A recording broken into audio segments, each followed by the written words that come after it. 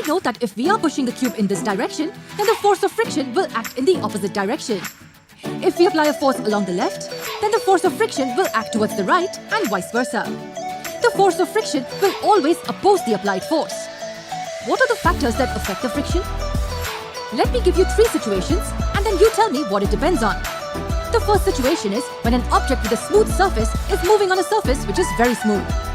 Second, in which the object has a smooth surface and the surface on which it moves is rough. Or the object has a rough surface and the surface on which it moves is smooth. And in the third case, the surface of the object as well as the surface of the table is rough. In which situation do you think will the force of friction be the highest? Intuitively, you will tell me that in the third case, the force of friction will be higher than these 2 cases. And in which situation will the force of friction be the lowest? It'll be the first case as both the surfaces are very smooth. Though there will be friction here, it will be lesser than that in the other 2 cases. If we just look at these 3 situations, we can say that the force of friction increases as we go towards the right.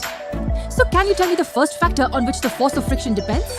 Yes, it depends on the nature of the surface on which the object moves and the nature of the surface of the object. Yes, it depends on the smoothness or the roughness of the 2 surfaces which are in contact with each other. If you want to find out if this is true, here's what you can do at home. Create an inclined slope on a table like this and mark a point somewhere on it. Now from this point, let a small cylindrical shaped object move down.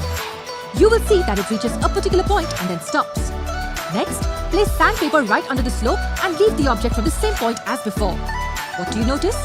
You will see that the distance covered by the object is lesser in the second case. And you probably know why. The surface on which the object rolled was rougher in the second case. And clearly, the force of friction was more. Let's say there are 2 bricks on a table.